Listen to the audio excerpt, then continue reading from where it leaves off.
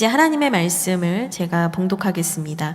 오늘의 말씀은 히브리서 3장 1절의 말씀입니다. 히브리서 3장 1절 하나님의 말씀을 제가 봉독하겠습니다. 그러므로 함께 하늘의 부르심을 받은 거룩한 형제들아, 우리가 믿는 도리의 사도이시며 대제사장이신 예수를 깊이 생각하라. 아멘. 이것은 하나님의 말씀입니다. 네, 오늘은 맥주 감사절입니다. 오늘 광고 때도 여러 번 말씀드렸고 영상도 보여드렸고 계속적으로 말씀을 드렸는데요. 사실 맥주 감사절은 우리가 부활절, 성탄절 이런 절기에 비해서는 사실 잘 알지 못했던 절기일 거예요. 그냥 있는지도 모르고 지나가는 일들이 종종 비일비재했을지도 모르겠습니다. 근데 오늘은 이 맥추감사절에 대해서 좀 이야기를 좀 나누고 그 다음에 오늘 본문 설교 말씀으로 좀 들어가 보려고 해요. 왜냐하면 이번 기회에 좀 제대로 알아서 이 절기의 소중함을 알고 여러분들이 하나님께 감사와 은혜를 고백하는 은혜의 이 영성을 함께 누렸으면 좋겠거든요. 그래서 맥추 감사절에 대한 얘기를 잠깐 해드리려고 합니다. 네, 맥추 감사절은요, 아까 처음에 예배 부름 때 나왔던 영상에서처럼 출애굽기 23장 16절 말씀에 기인합니다. 뭐냐면 애굽에서 종노릇하던 이스라엘 백성을 하나님께서 구원하시고 그들에게 약속의 땅으로 가게 하겠다고 말씀을 하셨거든요. 그래서 이 약속의 땅에 너희가 가가지고 너희가 경작을 해서 첫 열매를 거두게 되면 그 첫 열매는 하나님께 바치라는 거예요. 그 하나님께서 첫 열매를 바치라는 명령을 주신 데서 기인합니다. 근데 여러분 한번 생각해 보자고요. 그냥 열매를 바치라는 거구나. 첫 것을 모든 것이 하나님의 것이니까 첫 것을 하나님께 드리라는 거구나. 이렇게 생각만 하셔도 되지만 정말 더 진지하게 조금 더 깊이 들어가서 생각을 해보면 여러분, 이스라엘 백성이 가나안 땅 들어가기 전에는 어떻게 살았어요? 광야에서 이동하며 살았거든요. 오늘은 여기다 그럼 저기까지 이동을 했다가 또 하나님께서 인도하시면 또 거기로 이동해서 사는 거예요. 다시 말해서 그들이 첫 열매, 경작한 수확물을 하나님께 드릴 수 있는 것은 뭐냐면 그들이 하나님의 약속하신 땅에 들어갔다라는 거예요. 다시 이걸 다른 말로 하면 뭐라고 할 수 있냐면 하나님의 약속이 성취됐다는 거예요. 첫 열매를 드린다는 것은 단순히 그저 우리가 하나님께 드릴 것을 봉헌을 드리는 의미를 뛰어넘어서서 하나님의 약속은 반드시 성취된다라는 것을 말해줘요. 그리고 이 맥추 감사절, 이 맥추절은요, 신약 시대로 넘어오면서 어떻게 이어지냐면 많은 선지자들을 통해서 하나님께서 약속하셨던 메시아를 보내주심으로 또 성취가 돼요. 그 메시아가 누구냐면 예수 그리스도거든요. 예수 그리스도가 오심, 우리를 구원하실 구원자를 기다리고 있었거든요. 그 약속이 성취됐다. 그래서 그 예수님이 우리 죄를 위하여서 죽으시고 부활하셔서 부활의 첫 열매가 되셨어요.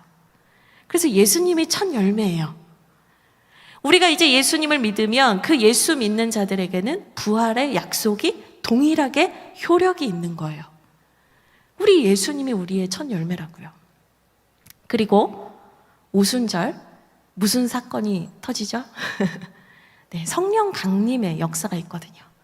근데 이 성령님은 또 뭐냐? 그리스도께서 약속하셨잖아요. 내가 너희에게 약속한 성령을 보내주겠다. 그러니까 오순절, 곧 맥추절에 성령님이 오신 것도 뭐예요? 약속의 성취예요. 가나안 땅에 들어간 것도, 예수님이 오신 것도, 성령의 임재가 생긴 것도 다 약속의 성취라고요. 하나님의 약속은 반드시 이루어집니다. 하나님은 반드시 그 약속을 이루세요. 하나님은 정말 신실하신 분이에요. 이 하나님께서 우리에게 주신 약속 중에 아직 이루어지지 않은 약속이 하나 있어요. 그게 뭔지 아세요? 예수님이 다시 오신다는 약속. 지금까지 우리에게 신실하시게 일하시고 약속을 성취하신 하나님께서 반드시 다시 오실 거예요. 그리고 다시 우리에게 하나님의 나라, 아버지가 계신 곳 천국 본향으로 우리를 인도해 주실 거예요. 그것을 완성하실 거예요. 그래서 이 맥추 감사절은 상반기의 은혜에 그저 감사하는 시간이 아니라 마라나타, 예수님이 다시 오실 그 신앙까지 하나님이 완전히 이루실 그 하나님의 약속을 바라보고 기대하고 그것을 향해서 나가는 절기라 하겠습니다. 여러분, 그래서요, 이 맥주 감사절 여러분 정말 준비하시고 기도하시고 하나님께 마음을 다해서 우리 예배하는 것이 너무 중요하다 하겠습니다.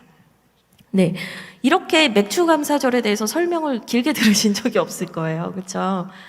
네, 그냥 볼이 걷었던 때인가 이렇게 생각을 하실 때가 많죠. 그런데 이 안에는 성경적인 이러한 의미들이 풍성히 있습니다. 여러분 꼭 기억하시고 오늘 우리 마음 다해서 예배를 드리면 좋겠습니다. 제가 잠깐 기도하고 오늘의 본문 말씀을 좀 살펴보도록 하겠습니다. 하나님 감사합니다. 약속을 이루시는 여호와, 성취하시는 여호와, 그 하나님을 바라봅니다. 그 하나님께서 오늘 우리에게 말씀해 주시는 예수 그리스도 더 알기 원합니다. 이 예수님 붙들고 우리가 뜨거운 예배 속으로 나아가기 원합니다. 하나님 아버지, 시대는 어렵지만 우리에게 다시 예배를 향한 감격과 열정을 부어주시옵소서. 하나님의 말씀대로 살고자 하는 불을 붙여주시옵소서. 하나님, 오늘 이 시간 함께하여 주시옵소서. 예수 그리스도의 이름으로 기도합니다. 아멘.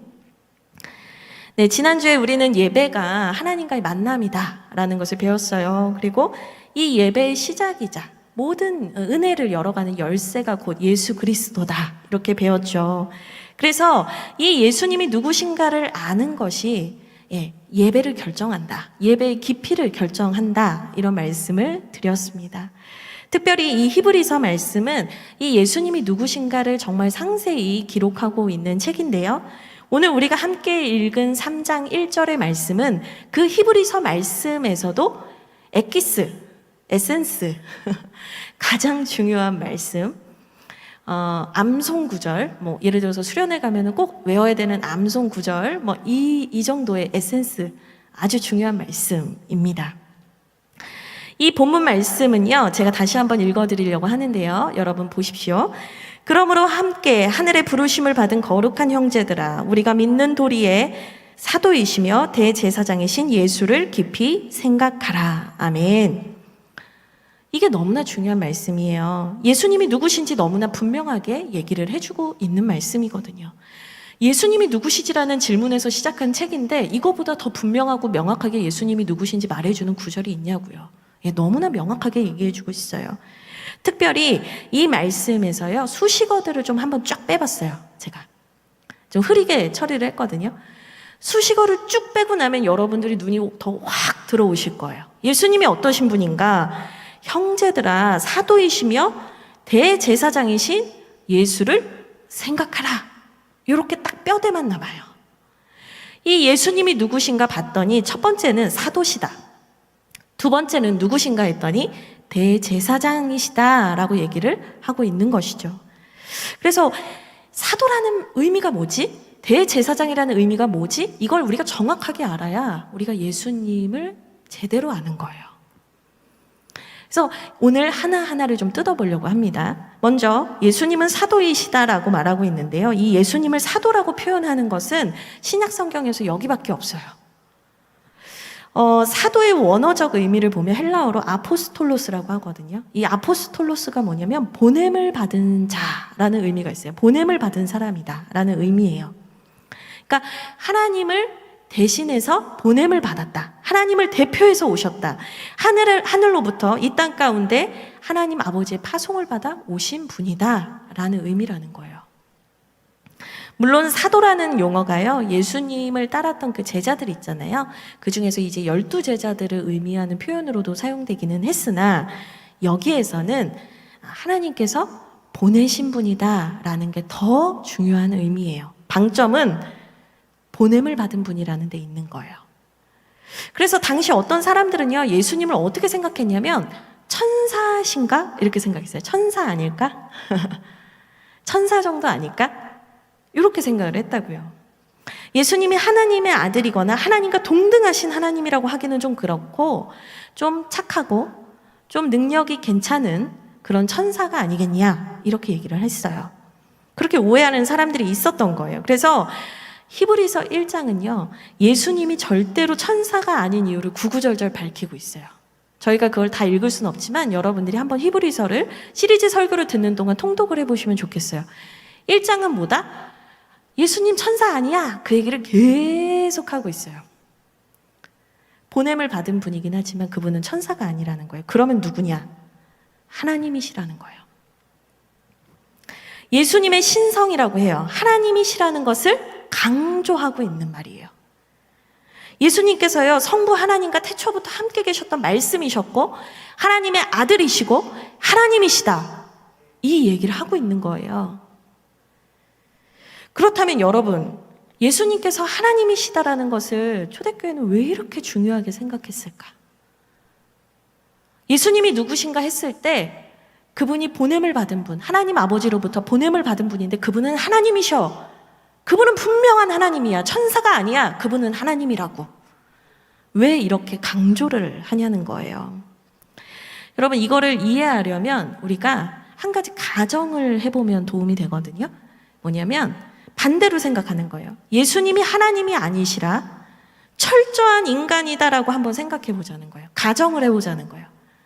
제가 예수님은 하나님이시라고 했는데 한번 가정을 해보자고요. 예수님이 만약에 하나님이 아니라 인간이라면 예수님은 그냥 유명한 성인이라 불리던 그저 인간일 뿐이었다면 어땠을까? 여러분, 만약 그렇다면 예수님은요, 우리하고 동일한 존재예요. 유한한 존재고 죄인일 뿐이라고요. 예수님께서 아무리 선하고 옳은 일을 많이 하셨다고 해도요, 그분도 역시 뭐다? 죄인인 거예요. 로마서 5장 12절에 이런 말씀이 있어요. 그러므로 한 사람으로 말미암아, 여기서 한 사람은 아담이에요. 한 사람으로 말미암아 죄가 세상에 들어오고 죄로 말미암아 사망이 들어왔나니 이와 같이 모든 사람이 죄를 지었으므로 사망이 모든 사람에게 이르렀느니라. 성경은 이렇게 기록하고 있어요. 사람은 다 죄인이라는 거예요. 아담으로부터 시작해서 이 세상 가운데 죄가 들어왔고 그때부터 인간은 죄로 호흡하고 죄성을 가지고 있어요. 우리는 이걸 원죄라고 해요. 우리는 다 죄인이라고요. 성경은요, 인간의 이런 실존을 알기 때문에 로마서 3장 10절에서도 이렇게 얘기했어요. 의인은 없나니 하나도 없다. 우리는 다 죄인이다 라는 거예요. 여러분, 그렇기 때문에 예수님이 하나님이 아니시라면, 예수님이 하나님이 아니라면, 예수님이 인간일 뿐이라면 예수님은 죄에서 절대로 자유로울 수 없어요. 예수님은 그저 만약에 예수님 죽으셨다, 그냥 죽었다. 그러면 그냥 자신의 죄 때문에 죽은 거예요. 로마서 6장 23절에 죄의 삭은 사망이라고 얘기했어요. 그냥 자기 죄 때문에 죽은 거라고요. 누구의 죄도 대신 질 수가 없는 거예요. 지금 죄로 인해서 내 생명도 구명을 못하는 게 인간이라는 존재의 비참함인데 누가 누구를 구해요? 또 한 번 생각해 볼까요? 당시에 예수님이 십자가에서 돌아가셨는데 그 십자가에서 돌아가심은 엄청나게 대단하신 분이어서 그분만 유일하게 십자가에서 돌아가신 게 아니에요. 당시 십자가 처형은 로마의 처형 방법이었어요. 정치법이나 끔찍한 범죄를 일으킨 범죄자들을 죽이는 형틀이었어요. 그 당시 사람들한테 십자가 아세요? 그러면 아유 말도 하지 말라고, 아유 그 끔찍한 거 말도 하지 말라고. 그렇게 떠올리는 형틀, 페널티를 받는 형틀이었어요. 그 수많은 사람들이 십자가에서 죽었거든요. 근데 예수님이 하나님이 아니라면 그저 유대인들한테 미움을 받아가지고 십자가에서 젊은 나이에 끔찍하게 죽은 비명행사한 그냥 젊은 청년일 뿐이라면 여러분, 우리는 만약에 그렇다면 십자가에서 끔찍하게 죽은 한 사람을 2000년이 넘도록 따르고 있는 거예요. 전 세계 수많은 사람들이 그분을 따라요. 그냥 비참하게 죽은 한 청년일 뿐인데 그분을 위해 막 순교해요. 그분을 위해서 예배하기 위해서 자기 생명을 걸어요. 그분께 예배하기 위해서 무덤도 막 마다하지 않고 무덤에서 살면서 막 그분을 예배해요. 여러분, 이게 말이 됩니까? 이게 말이 돼요? 말 안 되죠. 말 안 돼요. 여러분, 성경은 예수님이 하나님이라고 분명히 말하고 있어요. 그래서 예수님만이 우리의 모든 죄를 감당하실 수 있는 거예요. 여러분, 누군가가 나를 위해서 죽어줄 수 있어, 뭐 이렇게 얘기하면 고맙겠죠.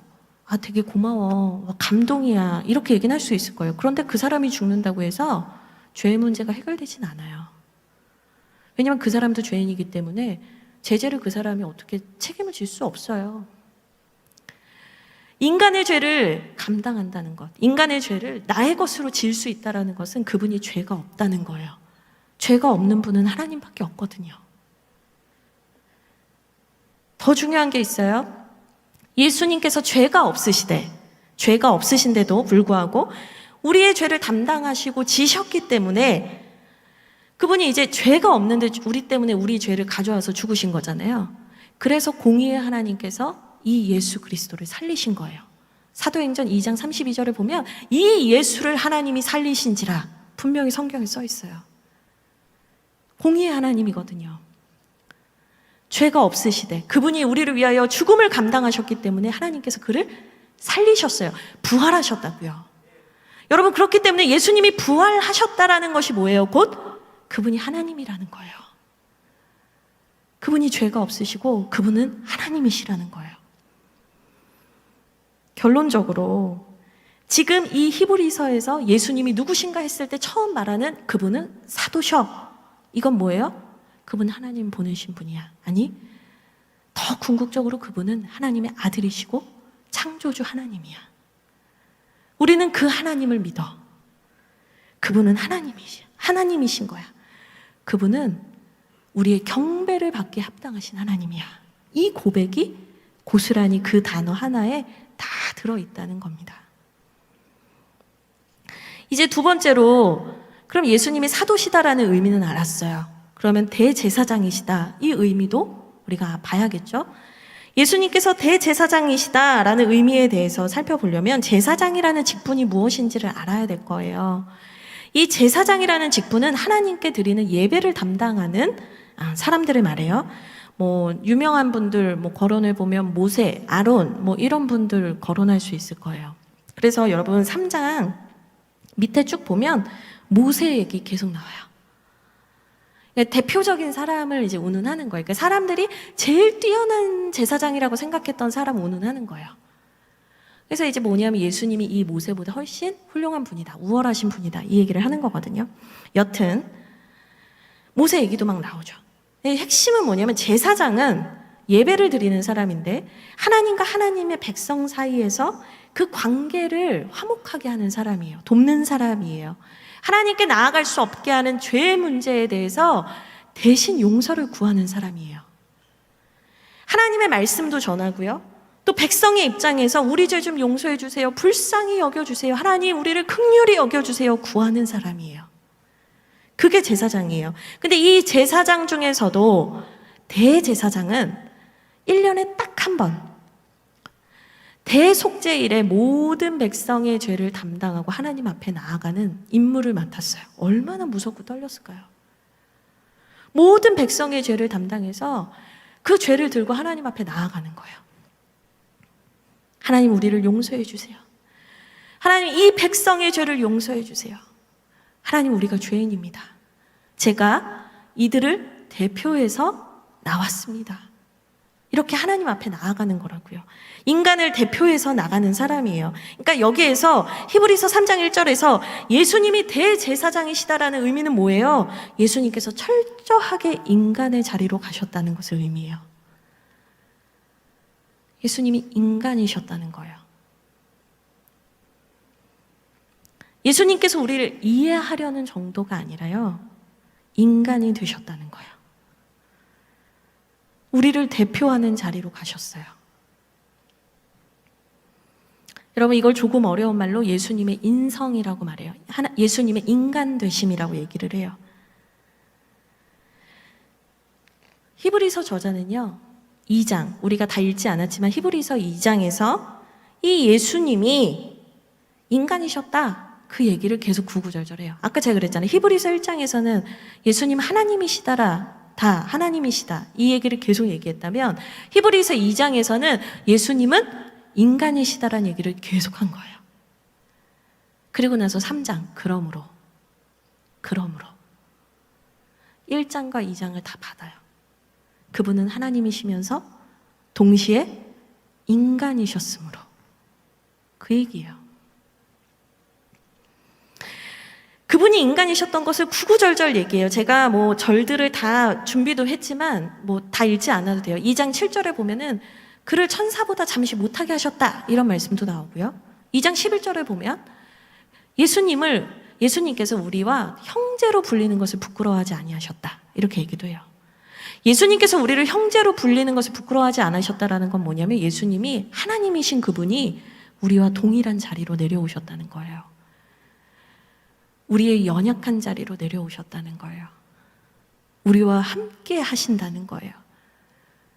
우리의 모든 연약함을 아시고 함께 체휼하신다는 거예요. 여러분, 예수님은요, 오해하시면 안 돼요. 반인 반신이 아니에요. 반은 하나님, 반은 인간 아니에요. 여기에서 예수님은 온전히 하나님이시면서 온전히 인간이에요. 100% 하나님이시면서 100% 인간이에요. 목사님, 그 말이 돼요? 어떻게 그런 일이 있죠? 여러분, 그게 바로 예수 그리스도가 멸망하는 자들에게는 미련한 것이요, 구원을 받는 우리에게는 하나님의 지혜인 것이에요. 우리의 머리로는 도무지 이해가 안 돼요. 근데 그게 하나님의 신비라고요. 구원의 신비예요. 여러분, 그렇다면 우리 한 번 더 생각해 볼게요. 예수님은 그렇다면 왜 굳이 인간이 되셨을까? 예수님은 왜 인간이 되셔야 하는가? 사실 그렇잖아요. 하나님이요, 모든 것을 아신대요. 전지전능하시대요. 그러면 하나님께서 그냥 하나님의 자리에 계셔도 우리를 이해하실 수 있어요. 우리 아픔 공감하실 수 있어요. 우리 죄 다 아세요. 굳이 인간이 되실 필요가 없는 거죠. 우리의 작은 신음소리에도 응답해 주시는 분이래요. 굳이 인간이 될 이유가 없는 거죠. 여러분, 이게 너무너무 궁금해가지고 11세기에는 안셀름이라는 신학자가 이게 너무 궁금해서 책을 써요. 그 책 이름이 뭐냐면 하나님은 왜 인간이 되셨는가? 꾸어 데우스 호모라는 책이에요. 도대체 이분이 왜 굳이 인간이 된 거예요? 굳이 왜? 그럴 이유가 있으셨을까? 궁금했던 거예요. 제가 이제 온라인 예배 드리는 2주 동안 이 책을 읽어오세요. 그럼 여러분들 동공지진되고 막 이러겠죠? 네, 장난이에요. 너무 이렇게 심각하게 바라보지 말아주세요. 여러분, 그 책을 볼 필요도 없어요. 오늘 우리가 함께 보고 있는 히브리서 성경에 그 이유가 다 나와 있어요. 제가 오늘 여러분과 대표적으로 3장 1절만 읽었지만 2장 14절부터 17절까지를 좀 같이 읽어볼게요. PPT를 띄워주실까요? 네, 14절부터 제가 읽겠습니다. 자녀들은 혈과 육에 속하였음에 그러니까 예수 그리스도도 또한 같은 모양으로 혈과 육을 함께 지니심은, 인간이 되신 이유는 죽음을 통하여 세력을 잡은 자 곧 마귀를 멸하시며 죽음의 세력을 잡고 있는 마귀를 패하게 하시고, 15절, 또 죽기를 무서워함으로 한평생 매어 종노릇하는 모든 자들을 놓아주려 하심이니, 죄를 계속 지어서 마귀에게 종노릇하고 있는 죄인들을 놓아주려고 하심이니, 16절, 이는 확실히 천사들을 붙들어 주려 하심이 아니요. 예수님이 그러신 이유는 천사들을 도우려고 한 게 아니야. 오직 아브라함의 자손, 다시 말하면 믿음의 자손을 붙들어 주려 하심이라, 구원해 주려 하심이라. 17절, 그러므로 그가 범사의 형제들과 인간들과 같이 되심이 마땅하도다. 이는 하나님의 일에 자비하고 신실한 대제사장이 되어 백성의 죄를 속량이 뭐냐면 값을 지불하는 거예요. 그 죄값을 페이먼하는 거예요. 지불해 주는 거예요. 그 백성의 죄를 대신 지불을 하려고 하심이라. 아멘. 여러분, 핵심이 뭐냐? 그가 인간이 되신 이유. 이전에 있는 PPT 한 번 더 보여주실 수 있으세요? 네, 제가 붉은 글씨로 해놨어요. 그가 인간이 되신 이유. 14절, 죽음을 통하여. 이 구절에 있는 거예요. 그러니까 더 쉽게 말하면요, 왜 인간이 되셨냐? 죽으려고, 죽기 위해서 인간이 되셨다는 거예요. 여러분, 하나님은요, 영원하고 불변하시는 분이잖아요. 그분은요, 거룩한 분이에요. 그분은 스스로 있는 분이에요. 그분은 창조주예요. 그분은 죽지 않아요. 그분은 죽을 수가 없어요. 그분에겐 죽음이라는 게 없어요. 근데 하나님께서 우리를 너무 사랑하셔서 우리를 구원하시려면, 우리의 죄값을 지불하시려면 죽음으로서밖에 그 대가를 지불할 수 없어요. 그러니까 우리를 구하시려고, 우리를 속량하시려고 역설적이게도 그분이 죽을 수밖에 없는 존재가 되어야 하는 거예요. 여러분, 그래서 하나님이신 예수 그리스도가 인간이 되셨어요. 죽으려고.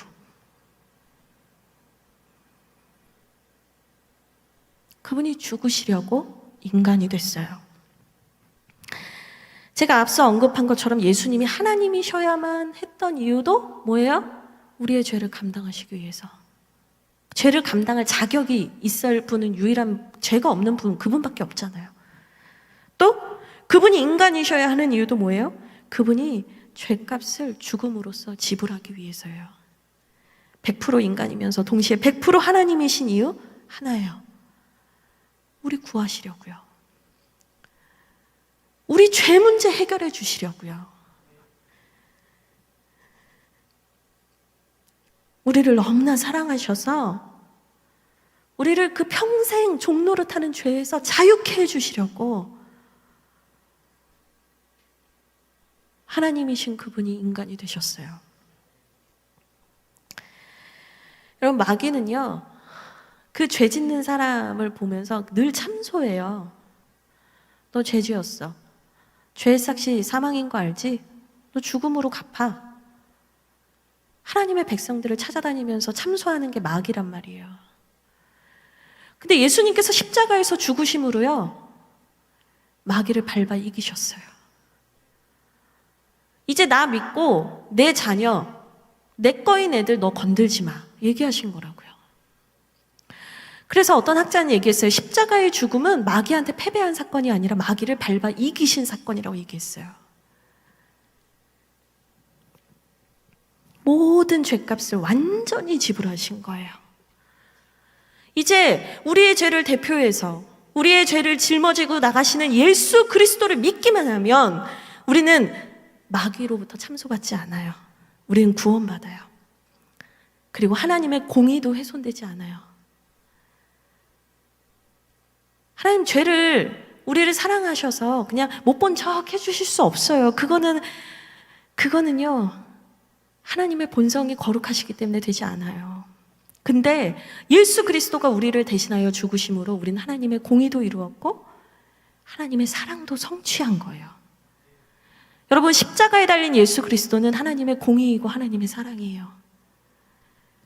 그분이 다 하셨어요. 우리가 한 게 없어요. 그분이 다 하셨어요. 그분이 우리한테 길을 열어주셨어요.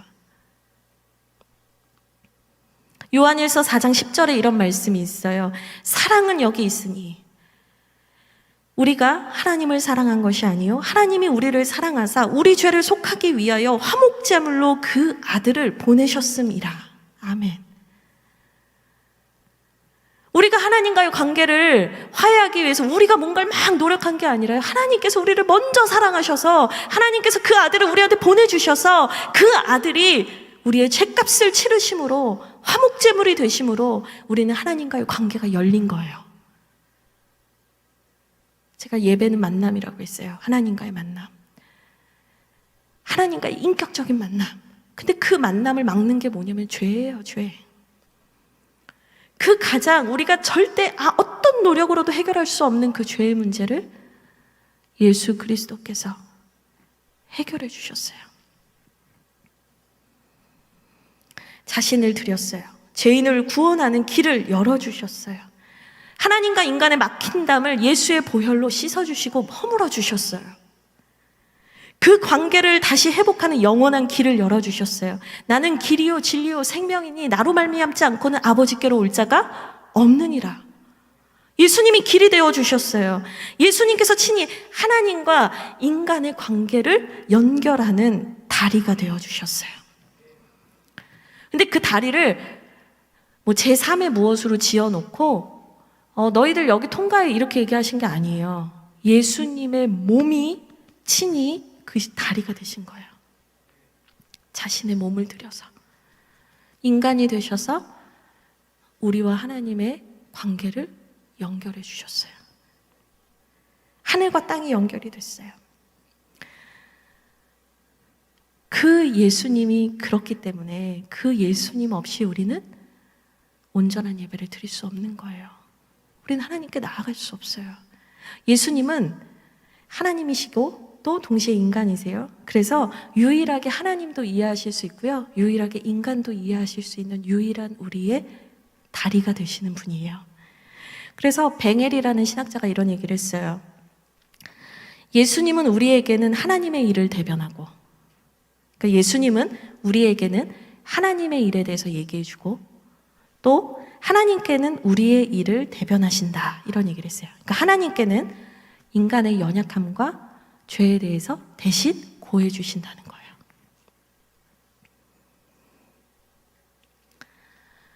우리 예수님은 하나님이시며 인간이세요.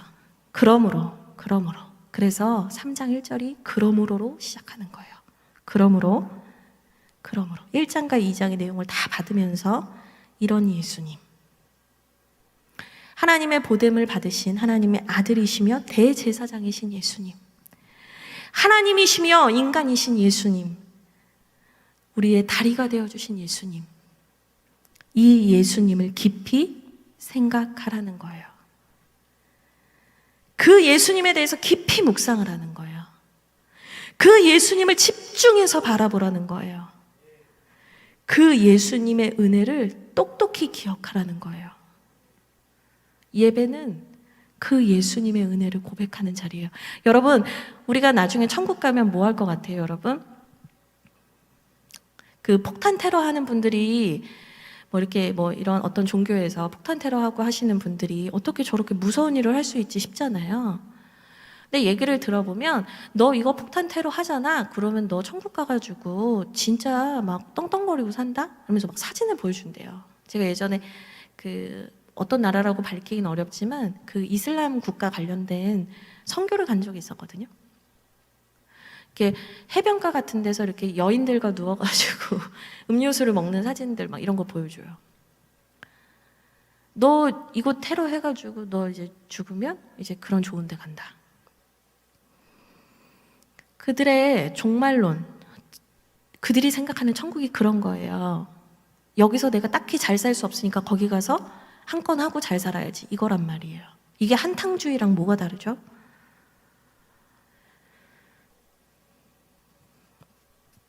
근데 우리가 천국에 가려는 이유는 뭐냐면 그 하나님을 온전히 더 알기 위해서예요. 그 하나님의 나라에서 눈물도 슬픔도 없는 그곳에서 우리 하나님 영원토록 찬양하고 예배하기 위해서 가는 거예요. 요한계시록에서 5장을 보면 하늘의 예배가 묘사되어 있어요. 거기서 예배가 어떻게 표현되는 줄 아세요? 구원하심이 보좌에 앉으신 어린 양께 있도다. 그 찬양도 있잖아요. 우리를 구원하신 어린 양, 유월절 양 대신 예수 그리스도를 찬양하고 그 예수 그리스도로 말미암아 보여주신 하나님의 사랑을 찬양하면서 그곳에서 평생 하나님과 교제하고 사랑하는 것이 천국이에요, 여러분. 그게 우리가 기다리고 그게 우리가 간절히 바라는 하나님 나라요, 본향이에요.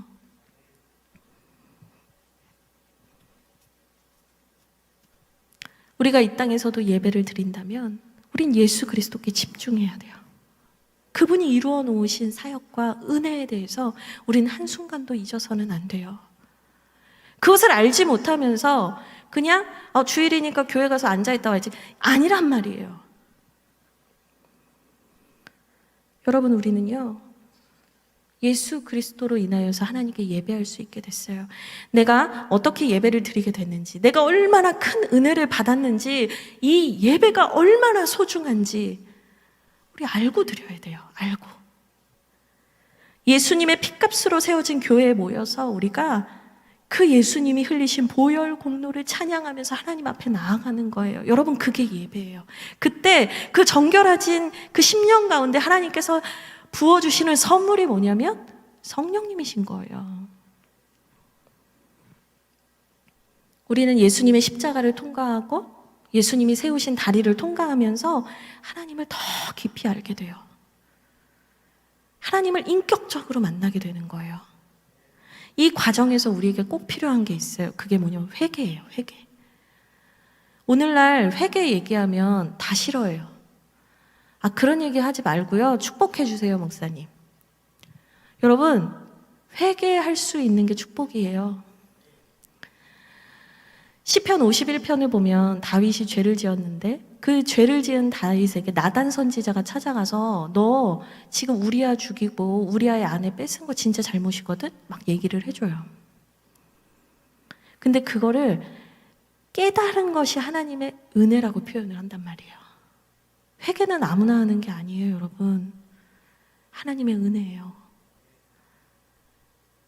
우리가 그 예수 그리스도의 다리, 그분의 십자가 보혈 공로를 통과하면서 우리가 나의 죄를 회개하면서 하나님 앞에 나아갈 수 있는 거, 여러분, 그것이 기적이고 그것이 은혜인 것이죠.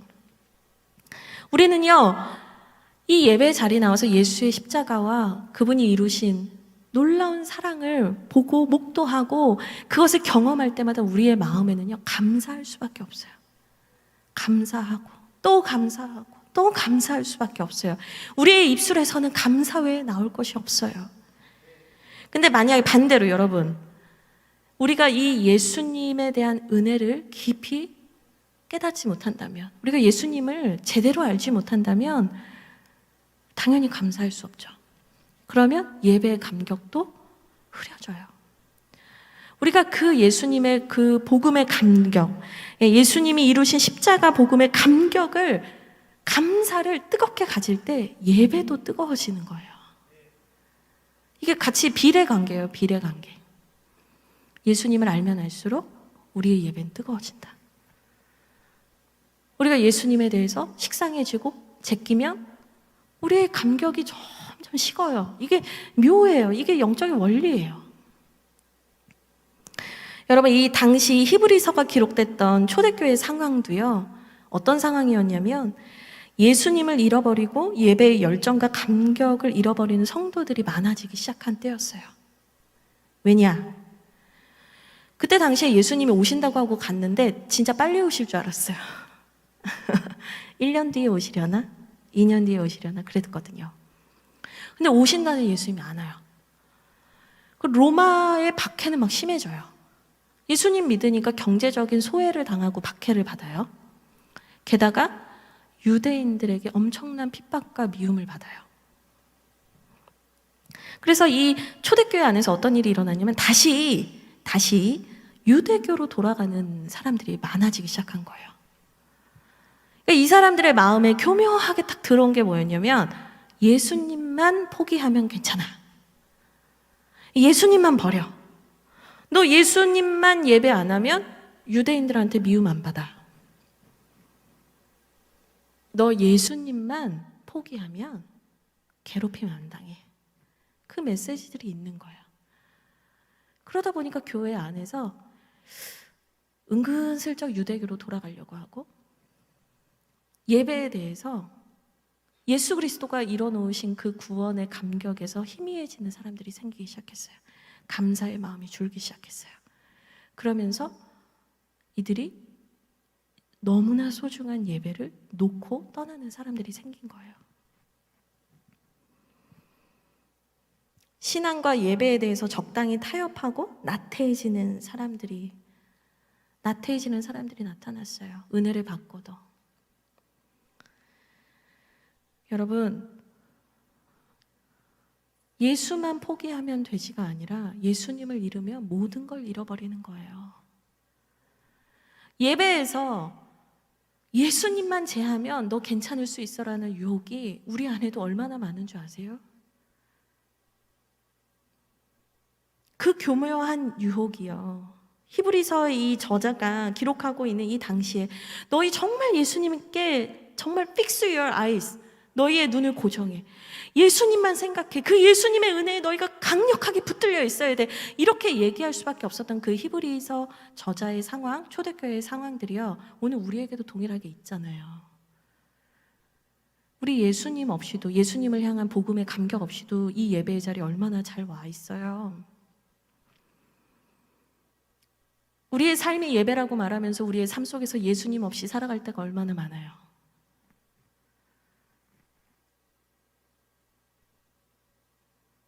우리가 예수님을 제끼고 얼마나 잘 살아가냐고요. 자꾸 나태해져요. 복음의 감격 잃어버린 지 오래예요. 중고등부 수련회 때 울컥해서 기도했던 기억나요. 근데 지금은 잘 모르겠어요. 예수님이 날 구원하신 게 지금 나한테 어떤 의미인지 모르겠고, 지금 당장 내 코가 석자인데 내 문제나 좀 해결해 주셨으면 좋겠어요. 그 마음으로 우리가 예배한다면, 그 신앙으로 우리가 있다면 너무 마음 아프잖아요. 예수님의 그 사랑, 십자가 사랑, 그 복음의 감격으로 우리의 마음이 타오르기 시작하고, 그래서 이 예배가 뜨거워지고, 이 예배의 현장이 하나님을 만나는 강력한 은혜의 장소가 되고, 여러분, 저는 그런 예배를 꿈꿔요. 여러분을 책망하려는 게 아니에요. 여러분들한테 왜 예수님 잃어버렸어라고 여러분 혼내는 게 아니에요. 우리 다시 예수를 깊이 생각하자고요. 내 시선이 멀어졌다면, 내가 예수님을 잃어버렸다면, 이제 우리 다시 함께 하늘의 부르심을 받은 거룩한 형제들이요, 우리의 사도이시며, 우리의 믿는 도리의 사도이시며 대제사장이신 예수를 우리 깊이 생각하자고요. 다시 예수님께 우리의 마음을 두자고요. 그 예수님의 십자가 은혜와 감격이 우리에게 다시 충만하게 부어지기를 우리 구하자고요. 같이 그렇게 기도하면서 나가자고요. 제가 오늘 여러분에게 드리고 싶은 메시지예요. 여러분,